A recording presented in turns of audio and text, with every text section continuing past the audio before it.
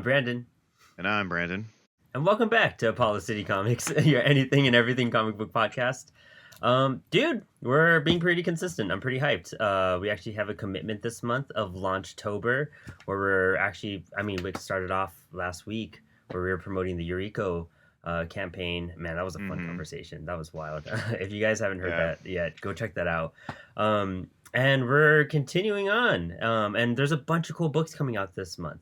And if you heard our previous episode with lesser known comics, then you'll know what Launchtober is, what it's all about. Go check that out. We have a cool backlog that we really haven't been promoting because of the anthology and because of everything going on. If you guys are keeping up on our Instagram, it's been pretty wild. And we were really excited, but it's been crazy. And this is all we kind of want to do now. So to continue the month, we're going to talk about some badass stuff, some wildlife, some insane...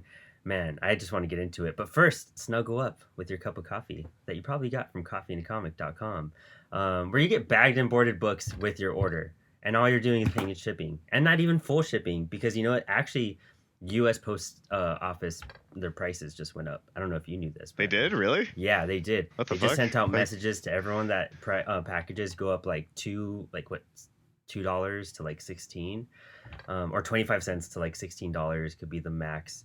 Oh wow! So yeah, I had no idea actually. So you know what? Use that discount code below, 15% off your order. Save on some shipping.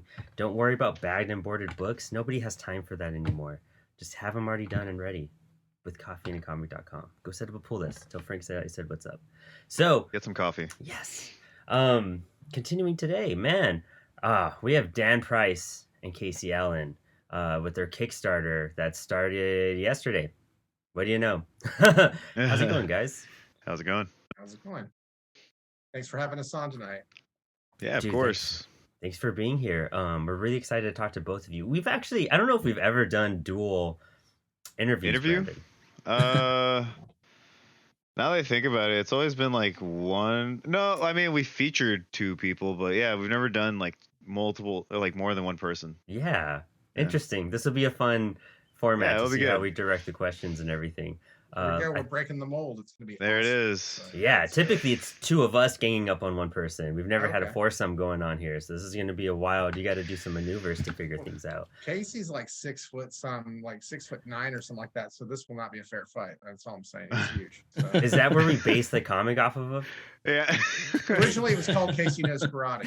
So yeah, it was. It's like what's the premise of the book? He knows karate. That's it. Just genius. It got embarrassing after a while, so we had to. Too many neighbors were noticing for a bit. Well, tell us about the book, the Kickstarter. Bigfoot Knows Karate. Want to start us off, Case?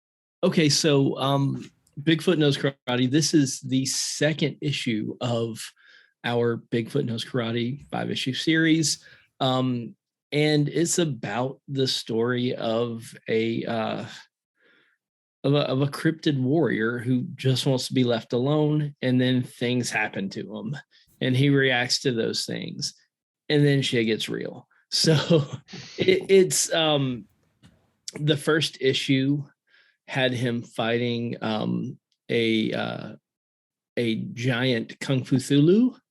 Is a Cthulhu that knows Kung Fu, and the whole thing.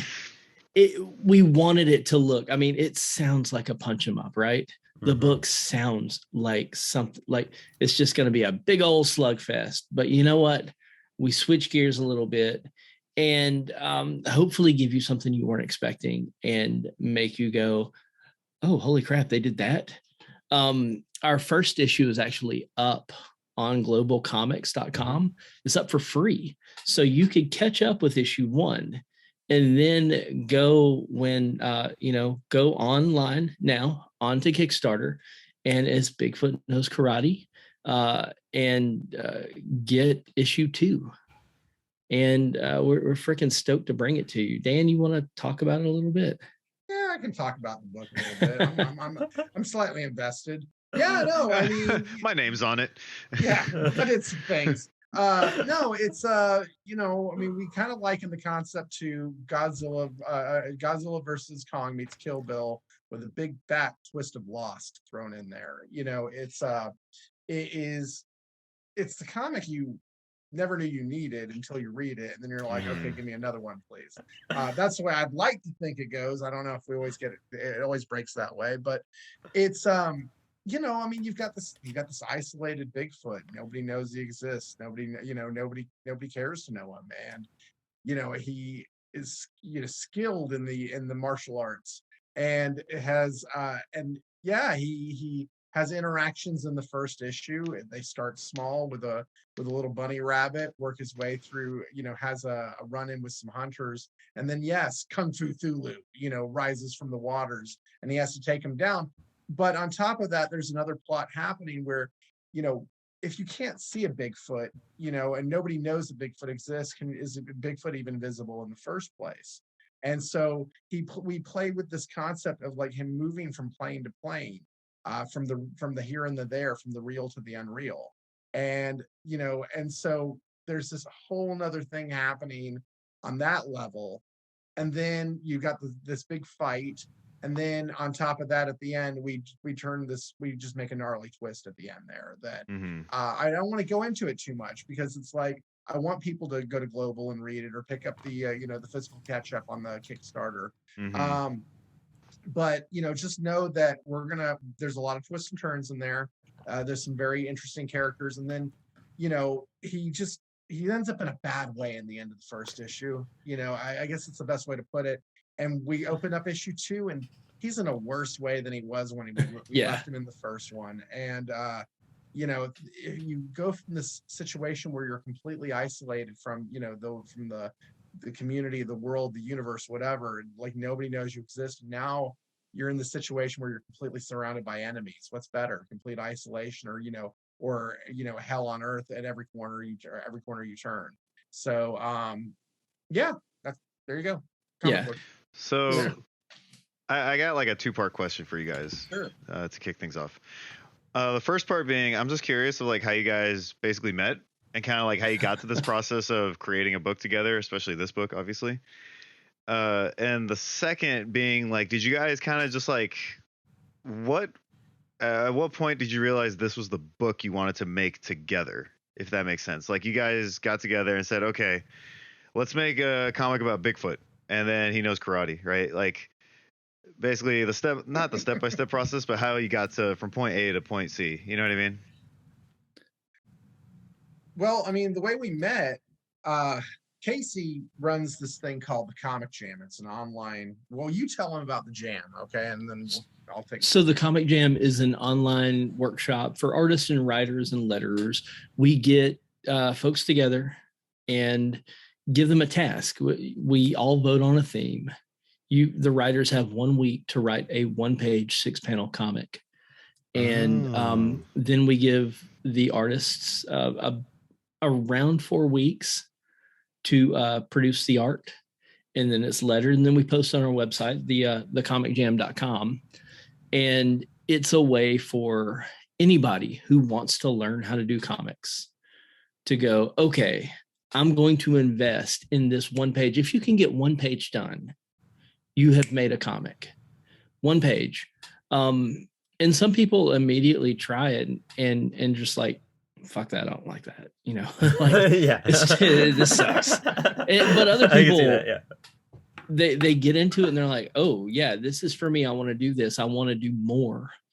And I mean, that's how I met a lot of people I've collaborated with. And sending me a link to this right away. I literally right just signed up. I literally just signed up right now. Yeah, Like, we're on all the social medias. We try to stay, present on those things.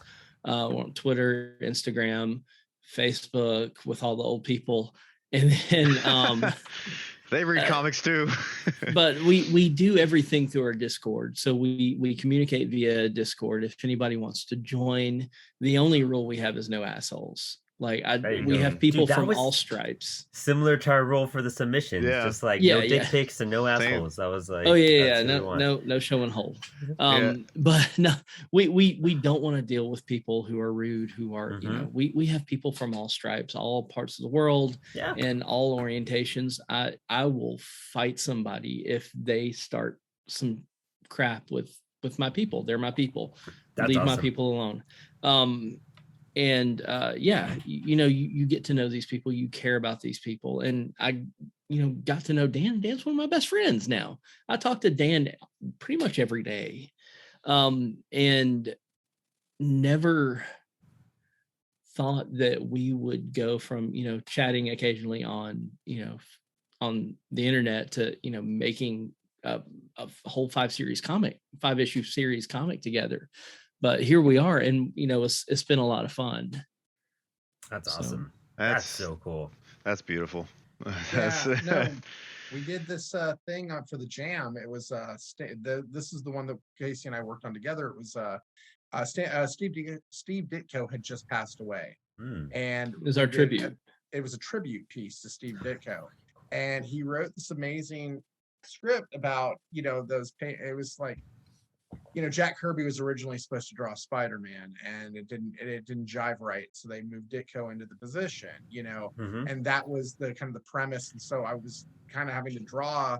It's a long story, but basically he wrote this amazing script, and we had already kicked it off, but that was then we realized we could work together in some form or capacity, and so when Bigfoot Knows Karate came around, I'd been originally, it was supposed to be part of the Latex Avenger universe, which was my original comic book series. And just for the quick, elevator pitch, he's Latex Avenger. He has a psychic spermicidal foam lad, and together they repel crime 99.9% of the time.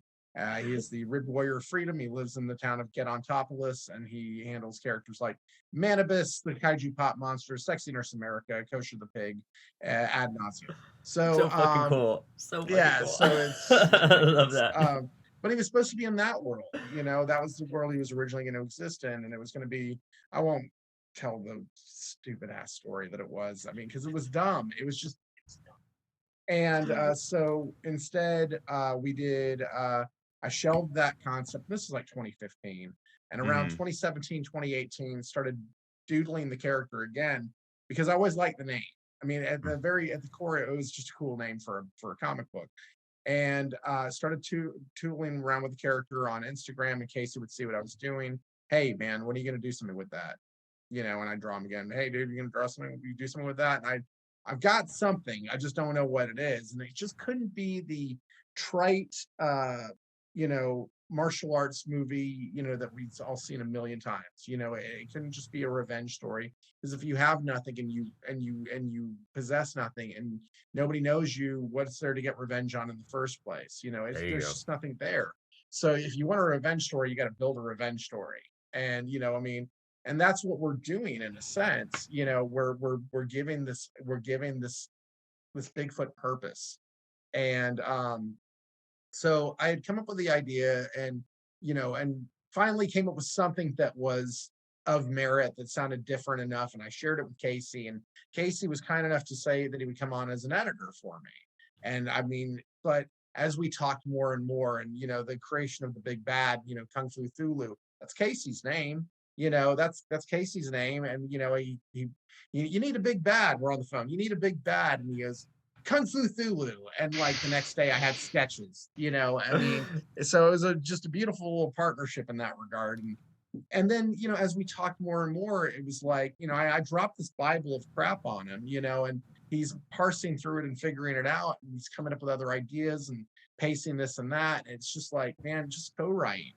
And I think he was reticent at first, but, you have to get into a co-writing position, because that's got, it's, on paper, it does not sound like the easiest thing to do. And, it's not like we never disagree, but, it's worked out much better than I think anybody would have anticipated. That's just my 2 cents. Casey might disagree with me completely, but let's find out. Over to you, Casey. No, we don't butt heads as much as we have well-reasoned arguments about why we want to do what we're going to do. And then sometimes Dan's a persuasive guy, and so I have to be extra smart to pull my idea over if I'm determined. But mostly, I mean, it's really cohesive. We talk it through. We bounce ideas back and forth. I mean, we spent almost an hour and a half one day going over the voice patterns for the Kung Fu Thulu character, because I thought it would be cool for him to have kind of like a lurch or a stutter because he's a fish out of water. And then I quickly realized that was the stupidest fucking idea on the planet, because like it's so distracting. You're reading the comic and he's going and it's not it's not conducive to time out. It's not going he was going, it's written in the written form, so it's all hurt. That's what it sounded like in the words, you know. I mean, so we had fun with that. We laughed a lot, though. I mean, go ahead. Sorry to interrupt. Good arguments. Good arguments. Yeah. He's like, you ever want to know what Cthulhu sounds like drowning in air? There you go. I was experimenting with Chris Claremont circa 1992, having the awful accent, and yeah, that shit didn't work. Claremont can do it. Casey Allen cannot. So, but in like the second issue, I wanted the character to be completely, wrapped in a symbiotic, Venus man-eating Venus flytrap, like that. He was completely, wrapped up in this flytrap that's gonna. Casey wanted nothing to do with it. Casey, you know what? He was right. Okay, but I told him we're doing that to another character, another time, in another story. There you go. That's happening. That's fine. On the back burner. Yeah.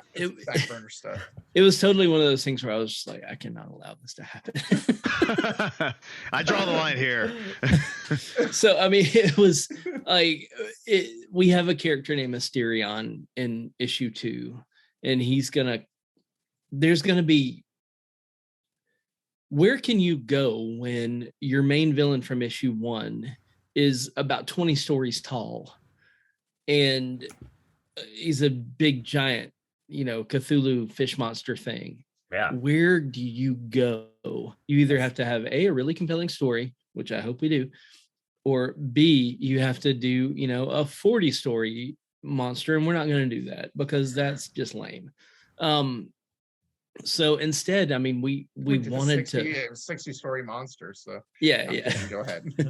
we wanted to give him a run for his money regardless. And I mean, one rule that we have is if Bigfoot gets hit, he stays hit. Like he's gonna take a licking, and it's gonna show. Like he gets scratched on the face in issue 1, it's gonna show up in issue 2. And so he's hurting. He's already worn out pretty much. And then, we got all these other guys that he's going to have to come across. And then there's this guy, Asterion, and he is he's a Minotaur.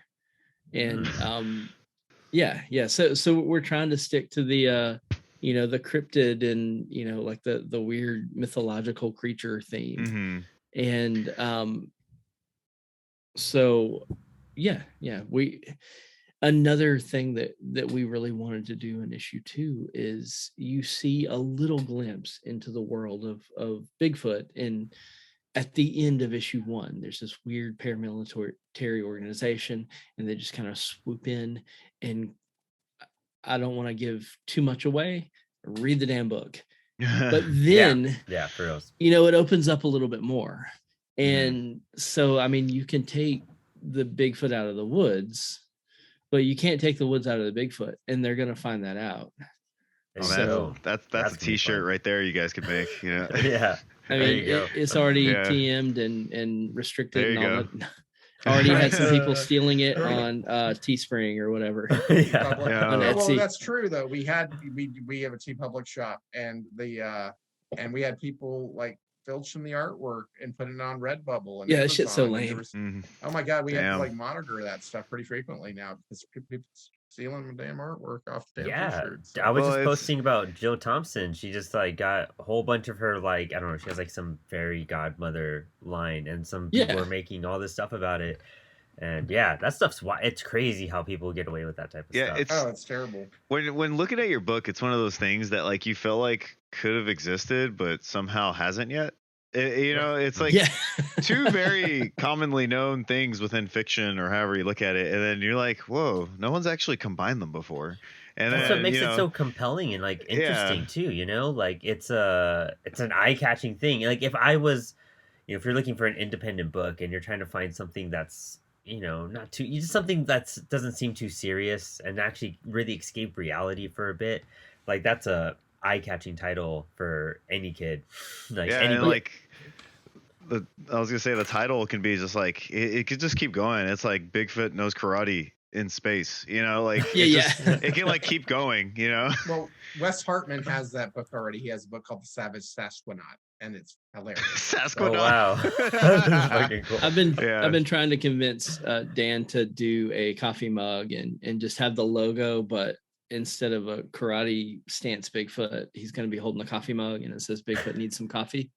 That's See, it just keeps going. It's Well, just, what about when he retires? We were going to have him move out to Northern California, and it was going to be called Bigfoot Knows Pilates. Or Exactly, Bigfoot yeah. Pilates. Yeah. So That's fantastic. Yeah, where we Ojai, was that where we were going to have him move out Ojai, to Ojai, California? Yeah. So anyway, with the crystals and yeah, doing the whole thing. That's hilarious. Crystals and the cougars. This is going to be a 5-issue book too. Like it looks like you're kickstarting each issue, or Yes. Yes. Yeah, Yes. That's 5 awesome. issues. Do you feel like, I know it's a little early to ask, but do you feel like once you get to that like 5-issue point, you'd want to combine them in like a trade format at some point, or? Absolutely. Oh yeah. Okay. For sure. Yeah. Nice. Absolutely. And then on top of that, we have a side book that's coming out between 2 and 3 that Casey's taken the helm on for the writing, and I'm helping him, but he's taking the lead, and we're having a gentleman named Adam Caswell who's doing the interior artwork on that. He was actually the cover artist on our variant variant deluxe edition. Oh, that looks sick too. Yeah, so this cool. is incredible. We met Adam because he did this as a piece of fan art. He actually, wow. Is that it in the background? Yeah. Yeah, he mailed the original to my house, and he's like, "This is, I love what you guys are doing with Bigfoot, and I want to, I want to, send this to you." And I said, "This is crazy. How about yes. How about you? I pay you, and then we can do, and then we'll use it as the variant cover to the deluxe edition." And it ended up winning Master of the Comic Book Cover Award from Comics Wellspring this year, so that was really cool. Nice. And we're, he's doing a wraparound cover for issue 2. So that's also That's awesome. Gorgeous. It's gorgeous. I'll send you guys the press if y'all haven't gotten already. I don't know if I've sent it to you, the press link, but it's in the press folder. Yeah. So I went through all those folders and okay. Yeah. A lot of fun. Yeah. A lot of cool so stuff. if you saw that black and white with the Minotaur versus the Bigfoot, that's the cover that Adam's doing. Yeah, I went through everything and I was like, oh shit, this is a lot of comic for a book I haven't talked about yet. But yeah. We're even toying around with the idea of giving a little sneak peek on the side book in the deluxe edition of issue 2. Yeah. So it'll be Adam Caswell's art. It's nuts. We had a meeting about it on Saturday. I don't want to get too much into it. Some of the characters from issue 1 and 2 might show up, but it's going to be a whole different thing in a whole different place in a whole different time. And you're going to shit your pants. It's so good. That's cool. Like in a good way. In the best way I'm possible. gonna shit my pants. It's gonna be great. You're gonna enjoy it this night, though. I'll be like, you know what? I don't want to leave my chair right now. Yeah, you just like squish your way on out of the room, and then Look, I want us to make a good book, not something that's going to force you to defecate. But if it has to happen, so be it. Be ready. You're warned. Like, he's like, you're gonna shit bricks, and I mean it. It's like Hellraiser, but instead of like pain and weird sexual pleasure, it's just like you're just gonna shit yourself, and you might be cool with it. You might be cool with it. Who knows? So I just want to make sure, Casey, you do art script, and Dan, you do art, or is it the other way around? We co-write, so we just kind of toss things back and forth. And when I started on, I was just going to edit. Dan had this thing. He had a roadmap ready to go, And we were just kind of tossing back and forth, and I was fleshing in little parts and pieces. A lot of the really good dialogue that you read is Dan's. Dan has his voice down pat. And then one of the best dick jokes I've ever made in my life is also in that issue. So I'm proud of that. But the other stuff that I write is horror based. So being able to write something like this, it's not horror, it's violent, it's gory, it's a whole lot of fun, it's a lot of fighting. That's a big it's getting to exercise a muscle that I didn't know that I had. So it's a whole lot of fun. That's and for me, like, this is completely out of sorts for anything else I've written or drawn. I do Latex Avenger, Masters of the Obvious, which was like a sci-fi space parody where you had Dr. Biclops, he had two eyes, and the Visible Woman, you can't miss her, and that kind of thing. Doing this book, getting to draw something like this, I never thought that I should ever be drawing anything like this. Like in my old I stopped drawing comics years ago because people said, just stop drawing, dude. They were like, get an artist, and I did, for a long time. And then I retrained myself on how to draw digitally, actually, because I work as a graphic designer. And the day I kind of said, okay, stop thinking about being a comic artist and being a graphic designer is two different things. If you merge that in your head and you start using the tools both ways, then you're going to come up with something, that it works. And that's what I just changed my entire direction of how I create a piece of art for a comic book. And this style kind of developed out of just wanting to do something very organic, very brushy, very grungy, very kinetic energy, fluidity. I wanted that type of feel for the book. And so drawing this style has just been an absolute blast. And people seem to gravitate to it. They like the color palette, they like the movement, the motion, and that sort of thing. And I'm grateful because I love coloring. That's like one of my favorite parts of the artistic process, because for me, like, emotion, it counts as much as environment.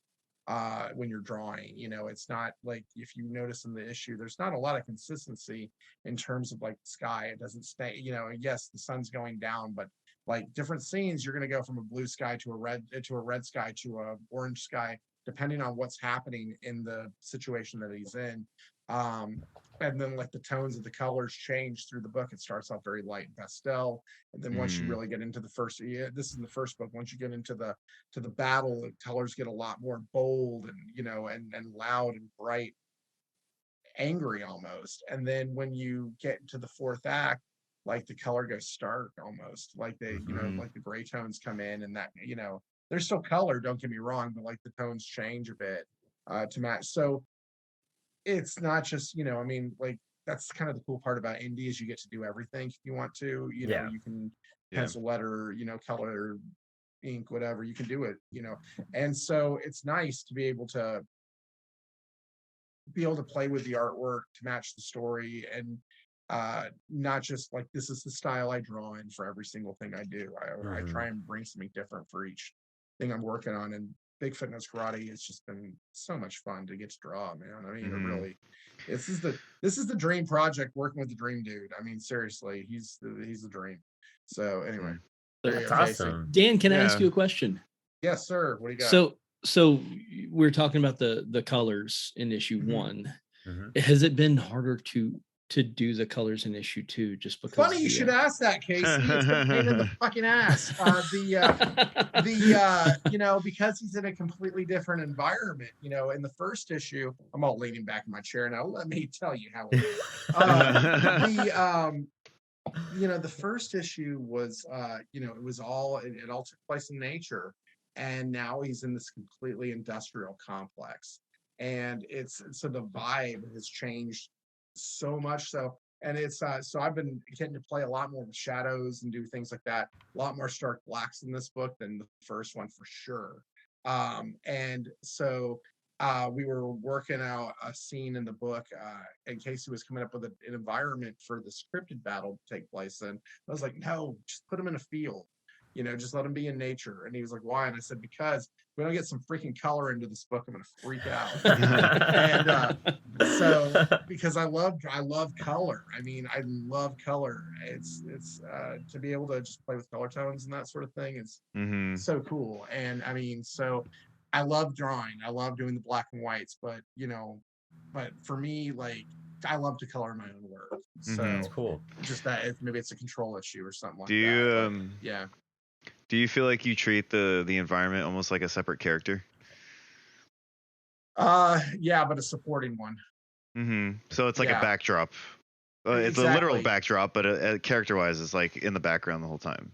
Yeah. I mean, and the way that I did the first issue, I mean, it almost like I always kind of felt like the backgrounds always looked a little Hanna-Barbera, to be honest with you.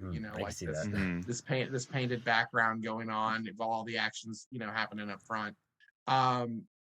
I mean, seriously, I drew 3 trees and just cloned them through the entire book. You know what I mean? But I mean, that's the graphic designer for you. I mean, yeah. I wouldn't have noticed that if you didn't tell me. Well, That's one of those things. Yeah, Look, that's the magic right there. Graphic designers are notorious for using every scrap and piece of artwork that we've ever created and applying them in 1,500 different ways. Like I equate it to like if you had like a boiled chicken and you had like 3 starving graphic designers, they would shred that thing, rip it down, break the bones, and suck out the marrow to get everything out of that artwork. You know what I mean? And so that's drain it kind of entirely. Oh yeah, no, we're gonna just get the essence right out of that. Just wring it right out. So yeah, I mean, I use there's little tricks and things that I use to kind of, but I draw with my fingertip actually. Cool. I draw on a laptop with my fingertip. And wow. So, and I use, like I said, I use an Illustrator, Adobe Illustrator, to do all my line work and colors in, and then move it over to Photoshop for color corrections and letter it back in Illustrator again. So my workflow is a little screwed up compared to most comic creators, but I don't know. Like I said, I'm more of a graphic designer anyway, so use the tools you're comfortable with. So yeah. But it's really your fun watching them workflow. work. Exactly. He's just like this on the computer. Yeah, I do. That's awesome though. Oh, yeah, I mean, if y'all are on Instagram, go check out, come check out one of my live draws sometime, because I'll sit there and doodle all night. Yeah, and we'll probably post your Instagrams into the like link of or info for this post and this episode, Yeah, we got to get you on a drink and draw one night too. We do the live drawings on Thursdays, and Danny and I, like, I don't know how to draw. I straight up don't know. I'm just trying to figure stuff out as I go. But yeah, we got to get you going on that too. I would love to. That sounds awesome. Yeah, and I mean, it doesn't matter if you drink or not. Like, I end up microdosing most of the time. Danny has a beer or something, and then we'll just kind of just vibe it from there.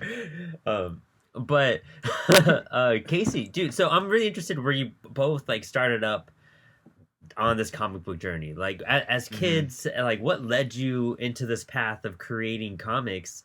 Both of you guys, like however you want to shoot that. But I mean, and we'll bleed into some other stuff while we're at that too. So I wanted to be a comic book artist when I was a kid, and then I realized I sucked at it. And I played music up until my early 20s. And then I worked for a moving company. I was the guy they would call out to move pianos and safes. And there was a comic shop down the road from our shop. And I popped my head in there one day and I started reading The Sandman, and that got me back into comics. There it is. Yeah. Yep. And I didn't think, I read them when I was a kid up until I was in my, mid-teens. Man, and that's a good age to find. I didn't find Sandman until like I was like in my like 20s, Oh, well, yeah, I was well into my 20s. Yeah. So it was a comic that I'd seen in Wizard when I was an avid reader, and never got to, because I didn't live anywhere near a comic shop that sold them. So when I was old enough to have my own money and go to an actual comic shop, I bought Sandman and started reading that, and that's what got me back into comics. And also, though, I never thought that I would write them, because comics are something that happens in LA and happens in New York. And then this thing called the internet came around, and then when I was like, oh shit, I can get on Reddit and meet people and do this. And that's how I ended up meeting up with the folks who do the Comic Jam. And then I ended up starting to help run the Comic Jam. And so after a while, I started meeting people and decided, hey, let's why not give it a go. So I have in addition to the book I have with Dan, I have another book called Voodoo Child. It is a supernatural horror book set in Vietnam. It is about, what would happen if a Vietnam soldier is tasked with taking on the mantle of the voodoo god of death. So, and just like he's trying to go AWOL out of the Vietnam War, he also wants to, get the hell out of this responsibility. So the whole thing is about him, refusing the call. The entire book is him refusing the call, and the lengths that he will go to refuse the call, because, sometimes if you're handed a shit on a silver platter, you don't have to eat it, right? Mm-hmm. So that's what that book's about, and we're on issue 3 of that. The art is being done on that right now. It is also going to be a 5-issue miniseries. It might be nice. 6 issues of a 5-issue miniseries, but I'm sticking to 5. That'll happen. Yeah. When it comes out, issue 6 of a 5-issue series you've been waiting for. But, so good you didn't even know you needed it. Exactly. And eventually, we're wanting to jump forward 10 years ahead, because I have a just through my stupid ass deep dives, I kind of want to do a Project Snow White story with these characters, and I think it would be fun. So if you guys know what that is, no, I don't. You might get an idea. Wiki it. It's right. Interesting. It's crazy. Right. Gotta do some research now. Yeah, but yeah, and it was one of the reasons I was reticent to join on with Dan, because I was like, I love Dan. Dan's a great guy. I'm used to writing things on my own. I'll edit. I can edit. I can help with that. And then I won't step on his toes. And then I just wouldn't stop shutting up. I was like, maybe, what about Kung Fu Thulu? And then, Dan was, at first I think maybe he was humoring me with my stupid ideas. And then he was like, why don't you just co-write? And I've loved every second of it. That's awesome. Because it's nice when you find people that you want to collaborate with, and you have to nurture that relationship, because it is such a not everybody gets to work with people who are their friends, mm-hmm. Some of their best friends. Not everybody gets to do that. So when it comes along, freaking jump at the chance, dude. Yeah, no, totally know what you mean there. Yeah, that's I awesome. hear that. That's cool. What made you realize that you're a writer? Was it just something you're I'm just gonna do this? Did you study anything? Were you just studying your favorite creators at that point? I mean, Neil Gaiman, we've all I was always a reader when I was a kid, and but I don't know. It took a long time for me to be able to go I'll write comics, because I'm kickstarting this stuff. But I mean, if you're successfully getting people to pay you to write a comic, I guess you're a freaking writer. Yeah, there you go. And I'm not gonna stop. Yeah, once you get that stuff happening, you once you get a taste of it, you don't want to stop.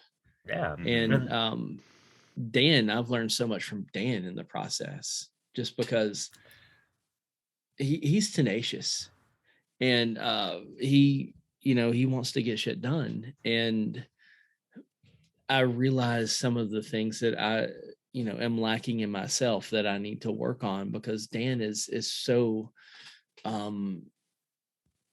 driven to do this. So it's okay, I need to, and it's good having somebody to kind of see where you need to do better, and they can also very constructively give you that push that you need. Nice. Yeah, dude, definitely. That's oh, totally. What made you transition from music into writing too? Because Brandon and I had that same kind of had 2 kids. I didn't have Hey, them. My wife there had it them. is. But you know, it got to be one of those things where it was like, why am I even doing this? You Mhm. know, it was stuff that I liked doing, but I mean, it wasn't a big like money maker or anything. I hosted Yeah, I know what you mean. some Yeah. open mic nights and stuff, and we would play around at a few different bars. But after a while, I mean, It's taxing too, man. It gets late. Like, you know, Yeah. getting all free beers getting all only your go so shit- far. Like, Exactly. The- Somebody messing up your shit when you're trying to load your gear. spilling a beer in a pedal. Like, Yeah. it's just so Yeah. much. Your food budget's like $2 a day. you know? Yeah. Oh yeah. Yeah. So, which are you? What are you gonna get off the dollar menu at Taco Bell? Yeah. Stuff like that. I know But- that life too well. Yeah. Yeah, it was fun, and I miss playing on a regular basis, but also it was like, I can still do it. Yeah. You know, I still play, and you know, I have all the audience I want because I didn't write for anybody else. I just wrote for me. That's Yeah, great. that's Dude, the no, best yeah, thing you could do. keep it up. Like, Yeah. in fact, my guitar is fucking. I have a sweater on it right now, but I have my acoustic there. But like my bass and everything is out here, and I try to, whenever I get a moment, just like if I could jam out to a song or just fiddle around for a little bit, Yeah. you know, just to get your. I'm my looking fingers around. All going. my shit is just spread out throughout the house. I have a ukulele up. I was quarantined a few weeks ago, and I learned the Black Album on my ukulele Fuck because yeah. that was in the room that I was quarantined in. My guitars are upstairs, except I have an electric right there. I have a bass on the second floor, There you go. and I have an accordion here, and then a banjo right behind me, and then the drum set. Fuck yeah. So Yeah, there you go. goals. Yeah, Accordion goals. and banjo in the same room. yeah, I mean, you gotta diversify. We could do a metal Oh, Weird Al totally. cover band. Like, that's Yeah, what I that would be want. awesome. you could be a one-man Weird Al cover band.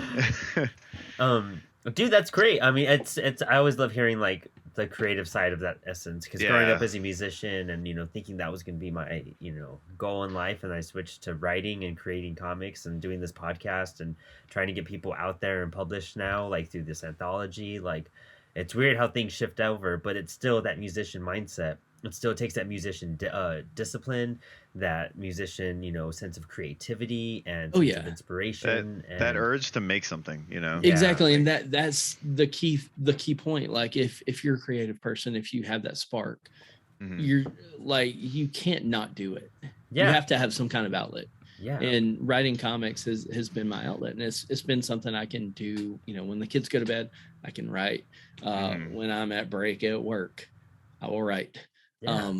So, you know, it's, and also just being able to get on my phone and just tap away, like Mhm. it's like Having accessible. it's- Yeah. Yeah, exactly. It's very Carrying my accessible. bass around was kind of a bitch all the time. I'm not gonna Yeah. lie. Like, Yeah. like, and I played a 6-string at the time, and I was just Yeah. like, this is just too It's, much. Like, It's really hard to play your music at 4 a.m. when everyone's sleeping, you know. yeah, and it's yeah. My daughters were the worst critics ever too. They'd be like, "Oh, you need to stop. That's awful." Like, actually, like, you'd probably in a few years think this is super. Cool, I'm but- shredding right now. To let Yeah, you know. yeah, You're like, just give it kicking time, ass. you'll Like- find out. Yeah. Dan, Yeah, what about I'm you? like super hyped. Okay, so you you came from El Paso. How long were you in El Paso for? Oh, I was just a baby. We moved to Houston when I was a little kid. Oh, okay. When I was just real young. But so I was just, I said I was born there. I didn't give you any extra. Yeah. But yeah. No, but I, yeah, I was born So you've in been El a Paso. moved to Texas Houston. person your whole life. I'm though. yeah, for the most part, yeah. So was Mm. raised in Houston. Go Astros. And although they're cheating bastards, but that's that's my problem. Sports I'm over sure- our heads. I'm sorry. Yeah, Like, I don't that was know my a thing about sports. I know Okay, the cool. home Don't teams worry I about got. That's it. All right, cool, fair enough. But I live in Austin now, and I love it here. It's a really creative town with a lot of amazing comic creators. So it's a lot of fun to do that. That's cool. I was kind of my- drawn to Austin at one point because of that. I Well, just hate isn't- the heat. I just Isn't can't- Austin? Isn't Austin like the new place people are like migrating to as like the main like city big?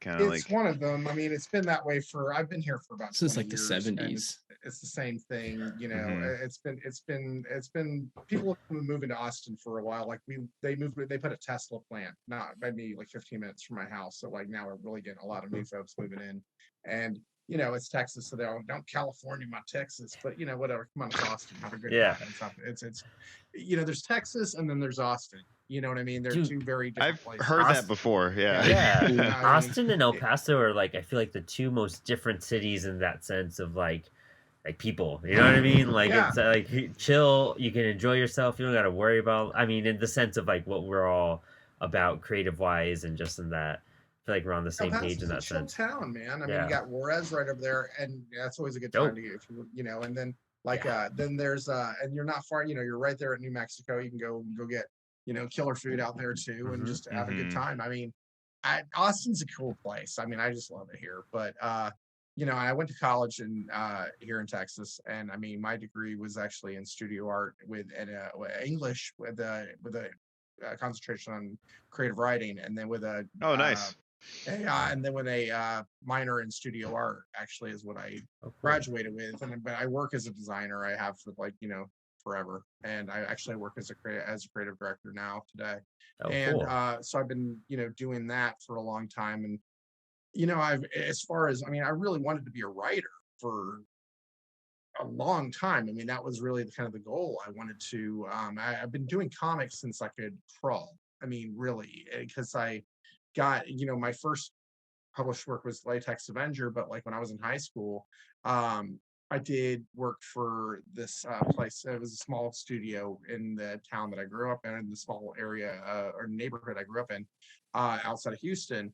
And they were making comics. This is like 1993, 1994. You know, Image popped and all of that, and creator owned comics, which is to me was just I like Marvel and DC, don't get me wrong. I read all of Yeah. it, but you know, the day that you could make your own, it was knowledgeable, you know, beyond Eastman and Mhm. Laird, you can make your own book, your own IP, do your own thing, your way. Oh, I was sold. I was sold. Mhm. And so Yeah. this small little studio was putting out indie comics back in the, you know, the 90s. And so I'd go and do like erasures and blackouts and you know and they taught me coloring techniques you know you back using markers and Dr. Martin's inks and stuff like that Mhm. and you know I mean it was a cool time. I mean they said I could do my own book and about 6 months after I started doing my own book the studio shut down and I was a freshman in college so that was kind of a soul crushing moment. I still have like one page from that book in my portfolio somewhere and that's okay. You know what? You know, 13 years later, I dusted myself off and made my first comic. You know what I mean? There So you go. yeah, I got there eventually. But Mhm. I love writing. You know, I was a I've written a play that was entirely in movie quotes. That was strung together from beginning to end. It was nothing but movie quotes strung into a narrative. That's You know, interesting. yeah, that was cool actually. That was performed for the for Fringe Festival here in Austin. That was pretty neat. Oh, Um, nice. yeah, so that was like it was a 20-minute play, just like a festival piece. You know, and I've written for magazines, I've written, you know, short stories that have been published, and I have a novella hiding around here somewhere. I mean, just I like to write, you know, whether and comedy kind of came quick to me because I'm kind of funny. And so writing comedy was a lot easier than like performing it because I actually did stand up when like after I graduated, a little bit in college after I graduated for sure.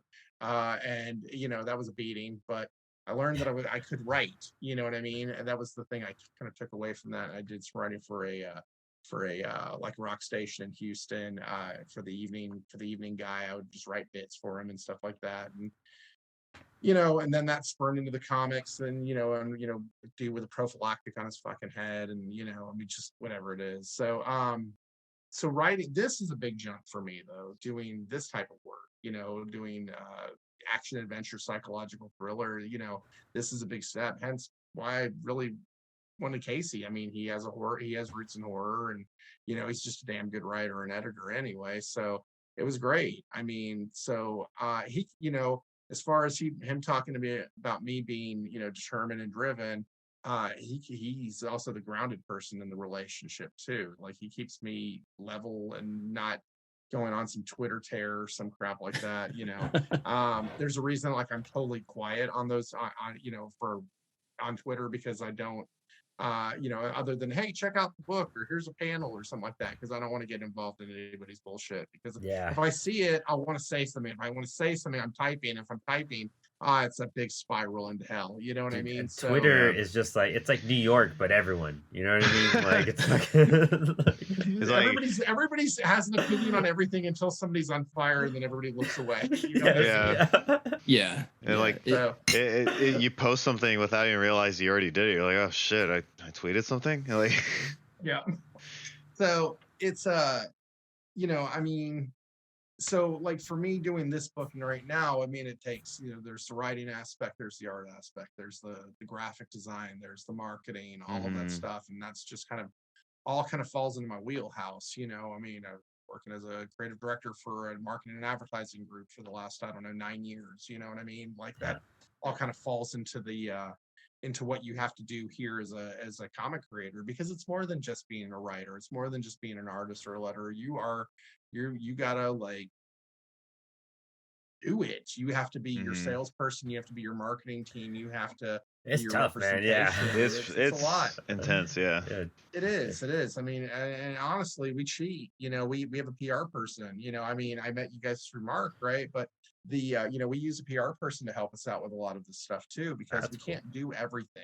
Yeah, it's impossible. It's so hard. I mean, today, if you check out not today, the day that we're actually recording this, but if you check out one of our last week's posts, literally I had like 4 promos from Apollo that I'm just like, I haven't made these, I haven't promoted these episodes, they're out, go check them out, guys. Like, and like it's like finding time for that balance. Like I try to do like the TikTok for our podcast, and like I find myself like at 3 a.m. recording videos before I go to work, just to like squeeze something in, Right. That's what it's hard. I love Lesser Known because they do the collaborative posts, and you're like, thank you for giving me a post today. Oh, thank God. I wasn't gonna do that. Like, shout out to Mark. That dude's a machine every time. He does like everything there. So wow, man, you have an extensive history as well. That's pretty exciting, and it's kind of I love hearing like how people got into comics, because whenever you listen to it, it's never the same story twice. It's some wild dude. The comic jam. It's so fucking. I can't wait to jump into. Yeah, I already check us out. I followed you on Instagram. I'm gonna be doing that soon. But like even like for us, like dude, I started this podcast almost 4 years ago. Yeah, can I just say something real quick? You guys are tied into Lesser Known. You guys need to get Comic Jam to do. They need to get together to do some big things. Yeah. There you go. You know how much material the Comic Jam has? I mean, we're Oh my talking about gosh. how many comics a week, times however many months and years you guys have been together. I mean, I did 4 or 5 things with the Jam. There's some of these people are lifers, dude, that they've been pumping out. We have every month or whatever, and it goes across the skill levels too. So we have people that are just starting. We have people that are like, I used to do this, on a semi-professional level, and then I started working a job, and now this is just a fun thing I want to do. Or we have people that are like, I want to do this for a living. This is how I'm going to get my portfolio together, get my chops. And so it's super fun. Dude, we'll promote the hell out of that too. Yeah, that's really what the show's been about, and that's what the whole anthology is about too. Was just trying to get like people who are trying to get into the gate published, and people who are trying to get exposed. We met up with Lesser Known because we really just interview indie creators. We had like Kari Andrews. That was like the biggest actual creator, but everyone interviews those people, and I would love to talk to Scott Snyder and all those people. Maybe we'll have them on, but I feel like the indie creators needed their own voice, and it just wasn't getting out enough. So that's our whole purpose behind all of the anthology and the show for a big way. Thank you for that. So, we definitely appreciate it. Yeah, and it's you meet so many. It's kind of like, it's crazy because when I started the show 4 years ago in October. So we're hitting our 4-year anniversary coming up, and it's wild because that's you kind of focus on the mainstream stuff when you start into comics. Most people go into DC and Marvel, but as we were exposed to the other stuff, you find out the diverse like writing, art styles, kick-ass books like this. That's really kind of where comics is at, and that kind of brings back the freshness of like reading a comic for the first time and knowing how possible it is, and kind of giving you hope, you know, to be like, oh wait, I want to do this. Can I do this? And like what you guys were saying about Image, it pushed you forward to be like, oh, you could have your own idea and your own IP and your own entire like universe that you can create and curate, and people will be receptive to it, because you know not everyone's really into the whole Marvel DC thing, as we're slowly discovering. Yeah, it's getting a little old, but what's also been interesting, like talking to you guys especially, is like, you know, the podcast has been used to help. There's a bit of like disconnection in the comic community where there's just so many people that are trying to be involved, and like it's really hard to like keep track of names and faces and creators and getting people to work together. But we've realized that like at the same time is like there are people that are connecting, and there's like people out there that still make an effort to establish these connections, like you two. Like you guys are in completely different states but still managed to like get this going, and then, you know, through Mark and then through us, it's like you realize, there is a connection, you know, and the podcast has allowed that perspective to see that like there's people putting that effort out there. Yeah, no, yeah, for sure.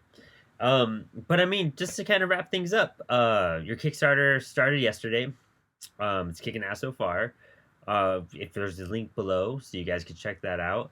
And you know, we'll follow back up with you guys once issue 3 comes out. Let's get you on the show. Let's, you know, Dan, jump on. We'll figure out something for a drink and draw. I'd be so hyped for that.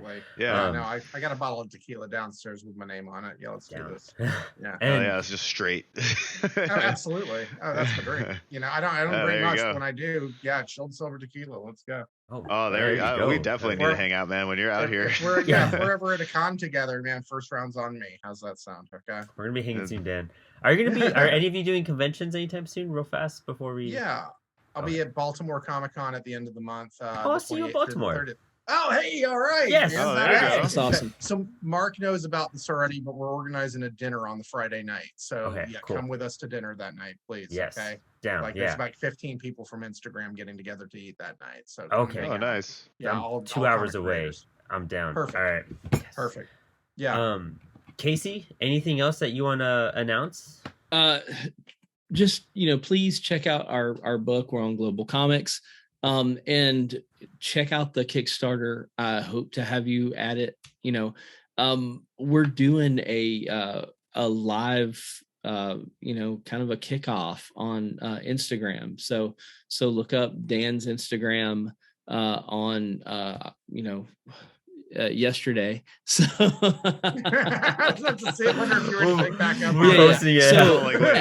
that stuff has happened. We're already funded now. We are on our way to get yachts, but buy our book anyway. And so check us out. Go to Global Comics, read issue 1 if you want to get the physical copy. In that, you know, we got a ton of awesome covers to choose from. Do so, and then get issue 2. Also check out the Comic Jam. We are we're a great way for you to learn how to do comics and meet people who are, you know, in the same area that you are, in the same starting point as you. So that's amazing. Yeah, check us out. And then other than that, you know, be safe, enjoy the Halloween season. Hocus Pocus 2 was just okay. But let me just say that like I'm excited. I'm totally gonna like visit the site. I'm already like signed up for Comic Jam. You guys are awesome. Dude. I already love both of you. And, you know, like I think it's beautiful what you guys have established, and it's just kind of like that story that you just can't even make up. It's just one of those things you guys established a connection, and it just spiraled from there all the right ways. It's one of those episodes where you're like, you guys have to come back. This was great. Oh, dude, we'd be more than happy to. Absolutely, so. we love telling our story because it gives podcasters the warm and fuzzies. You know what I mean? Yeah. There's one podcaster, the High Heel Gamer. She says we totally have a bromance going. So 100%. You know, it's cool. Yeah. All right. Well, thank you guys so much. Thanks for hanging. We're ending on that. Sorry. Y'all take it easy, guys. Right, take it easy, have a good one. Thank you.